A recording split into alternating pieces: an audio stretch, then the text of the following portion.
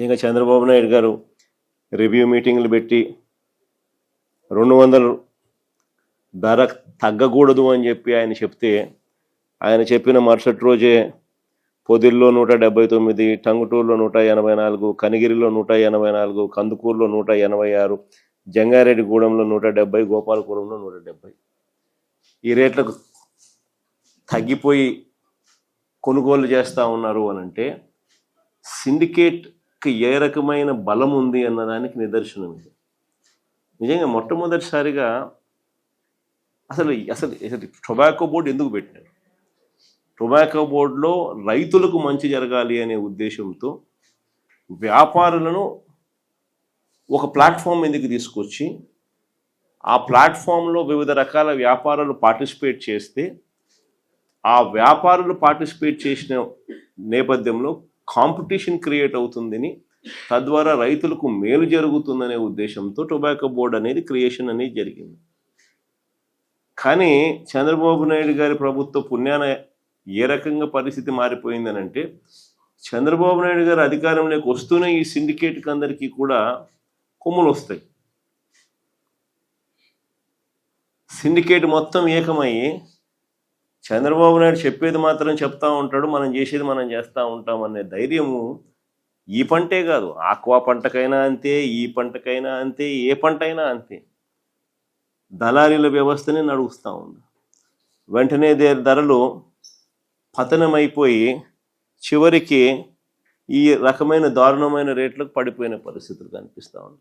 చివరికి ఇంకా రైతులు ఇంకా ఏదో ఒక రేటు కొనుక్కోండి నాయన, మేము మమ్మల్ని బతికించండి స్వామి అనే పరిస్థితిలోకి రైతులు తెగ అమ్ముకునే పరిస్థితిలోకి వ్యవసాయం అంతా కూడా దిగజారిపోతా ఉన్న పరిస్థితులే కనిపిస్తూ ఉంది. ఇటువంటి పరిస్థితి రాకూడదు అనే ఉద్దేశంతోనే, ఇటువంటి పరిస్థితి ఉంది అనే ఉద్దేశంతోనే గతంలో మనం వచ్చినప్పుడు మార్క్ఫెడ్ను కూడా కాంపిటీషన్ మొట్టమొదటిసారిగా రాష్ట్రంలో ఎప్పుడు జరగని విధంగా మార్క్ఫెడ్ను ప్లాట్ఫామ్ మీదకి దింపినాం.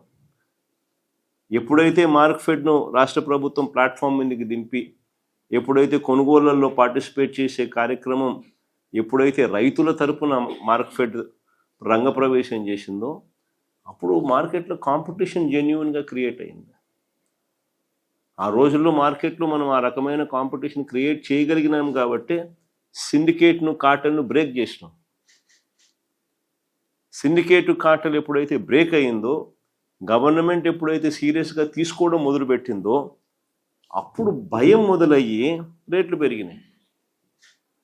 అసలు ఈరోజు చంద్రబాబు నాయుడు చెప్పిన తర్వాత కూడా రేట్లు ఇంత దారుణంగా పడిపోయిన తర్వాత కూడా పరిస్థితి ఏమిటి అని అంటే, 94 రోజులు అయిపోయినా కూడా కొనుగోలు చేసింది కేవలం పండిన పంటలో 16.5% మాత్రమే పంట కొనుగోలు చేసిన పరిస్థితులు ఒకవైపున ఉంటే, మరోవైపున పరిస్థితులు నో బిడ్లు, లో బిడ్స్, భారీగా బేలు రిజెక్ట్ చేయడము, ఇవన్నీ కూడా కనిపిస్తూ ఉన్నా కూడా ఇంతవరకు చంద్రబాబు నాయుడు గారి ప్రభుత్వము ఈ కంపెనీలు ఏదైతే ప్లాట్ఫామ్ మీదకి వచ్చి ఆక్షన్లో పార్టిసిపేట్ చేస్తూ ఉన్నారో, వీళ్ళు మాట వినకపోయినా కూడా వీళ్ళ మీద ఎన్ని కేసులు పెట్టినారు?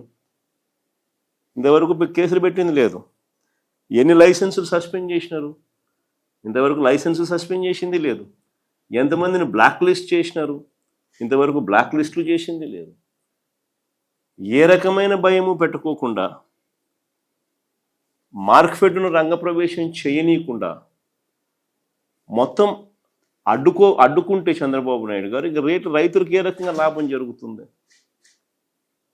రైతులకు లాభం జరగాలి అని అంటే 2 జరగాలి. ఒకటి, మార్క్ఫెడ్ రంగప్రవేశం చేసి గవర్నమెంట్ రైతుల తరపున నిలబడడానికి సీరియస్గా ఉంది అన్న మెసేజ్ పోవాలా. రెండోది, ఎవరైతే లైసెన్స్దారులు ఉన్నారో వాళ్ళందరికీ లైసెన్సులు ఎందుకు ఇచ్చినారు? వాళ్ళందరూ పలానా రేటుకు కొనుక్కుంటాము, ఇంత పంట మీరు వేయండి అని చెప్పి వాళ్ళు చెప్పిన నేపథ్యంలోనే రైతులందరూ కూడా పంట వేసినారు. ఇంత క్వాంటిటీ మేము కొనుక్కుంటాము, ఇంత క్వాంటిటీకి మీరు వేయండి అని వాళ్ళు చెప్తేనే కదా మనం పంట కూడా వేస్తాం. మరి వాళ్ళు చెప్పిన ఆ క్వాంటిటీ కొనుగోలు చేస్తామని చెప్పి అష్యూరెన్స్ ఇచ్చిన క్వాంటిటీ కూడా మనకు రైతులకు నష్టపోకుండా లాభం వచ్చే రేటుకు వాళ్ళు కొనుగోలు చేయాలి కదా, అది వాళ్ళ నైతిక బాధ్యత కదా. ఆ బాధ్యతను వాళ్ళు విస్మరించినప్పుడు ప్రభుత్వం చూస్తూ ఊరుకోదు. ఈ రకంగా సిండికేట్ ఫామ్ అయితే ప్రభుత్వం ఒప్పుకోదు, ఈ రకంగా సిండికేట్ ఫామ్ అయితే ప్రభుత్వం చూస్తూ ఊరుకోదు అన్న సంకేతం ఎప్పుడైతే ఇవ్వగలుగుతామో అప్పుడే ఇది బ్రేక్ అవుతుంది. అప్పుడే ఈ సిండికేట్ వ్యవస్థ అన్నది బ్రేక్ అవుతుంది. అప్పుడే రైతులకు అన్నది న్యాయం జరుగుతుంది. చంద్రబాబు నాయుడు గారి ఆధ్వర్యంలో ప్రభుత్వం నడుస్తూ ఉన్నప్పుడు ఎప్పుడూ జరగదు. 5 సంవత్సరాలు వరుసగా పక్కన తెలంగాణకు 100 మీటర్ల దూరంలో మన ఆంధ్ర ఉంది.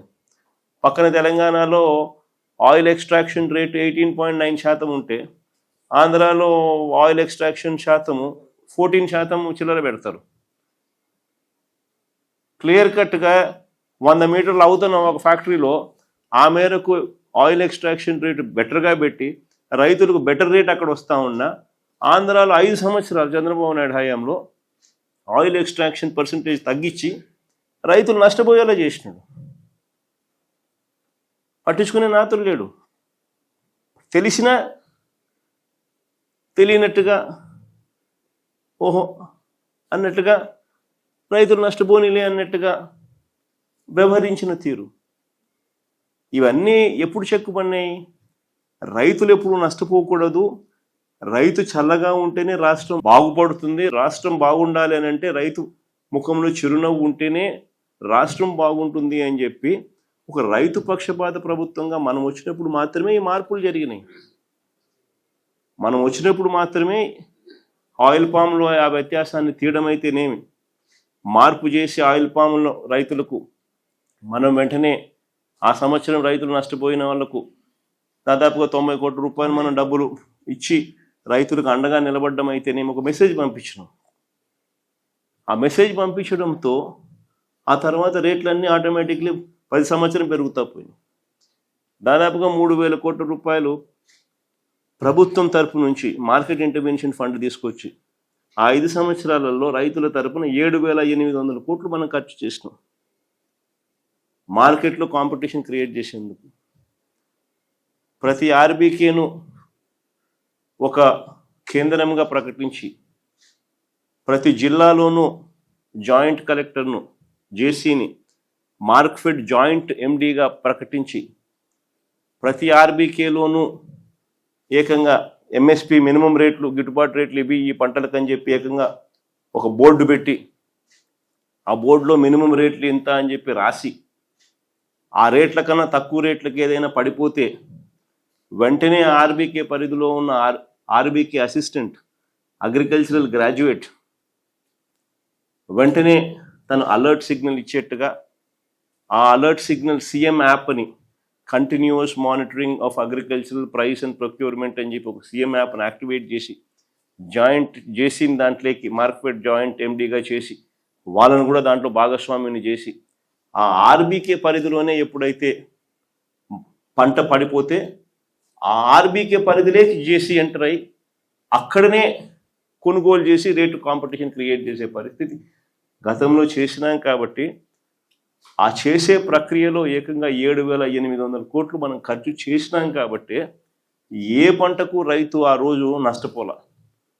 గిట్టుబాటు ధర రాని పరిస్థితి అనేది ఏ రోజు ఒక ఇష్యూ కింద కూడా తయారు కాకమునిపే వెంటనే ప్రభుత్వం ఇంటర్వ్యూన్ అయ్యేది, వెంటనే రేట్లలో కాంపిటీషన్ వచ్చేది, వెంటనే రేట్లు పెరిగేటివి, వెంటనే గవర్నమెంట్ ఇంటర్వ్యూన్ అయ్యేది. గవర్నమెంట్ తోడుగా ఉందన్న భరోసా ఎప్పుడైతే మార్కెట్లోకి వెళ్ళిపోయిందో ఆటోమేటిక్లీ ప్రతి పంటకు రేట్లు వచ్చేటివి. ఈరోజు ఆ పరిస్థితి పూర్తిగా సన్నగిల్లిపోయింది. రైతులకు ఈ ప్రభుత్వం తోడుగా లేదు అన్న మెసేజ్ ఉంది. కాబట్టి దళారీల వ్యవస్థ ఈరోజు సిండికేట్గా మారి రైతన్నలందరినీ కూడా పూర్తిగా నష్టపరుస్తూ ఉన్న పరిస్థితి ఈరోజు రాష్ట్రంలో కనిపిస్తూ ఉంది. అయినా కానీ ఖచ్చితంగా మన పోరాటం అనేది ఖచ్చితంగా జరుగుతుంది. ప్రభుత్వాన్ని మేలుకొల్పే కార్యక్రమం ఖచ్చితంగా చేయగలిగింది. ఎట్లాగో మన ప్రభుత్వం రావాలన్నా, రైతులకు నిజంగా మంచి జరగాలన్నా, శాశ్వత మంచి జరగాలన్నా మనం చేయగలిగిన ప్రస్తుతానికైతే 3 సంవత్సరాలు ఓపిక పట్టాల్సిందే. కాబట్టి ఈ లోపల కూడా మనం గమనుండే కార్యక్రమం అయితే చేయకూడదు. ఖచ్చితంగా రైతుల తరపున ఈ ప్రభుత్వం మీద ప్రెషర్ క్రియేట్ చేసే కార్యక్రమం అయితే చేయాలి. ఇందులో భాగంగా నేను కూడా ఖచ్చితంగా నెక్స్ట్ వీకో ఈ నెక్స్ట్ 10 days 10 daysలోనే నేను కూడా ఏదో ఒక ప్రాంతంలో నేను కూడా నా పర్యటన పెట్టుకునే కార్యక్రమం కూడా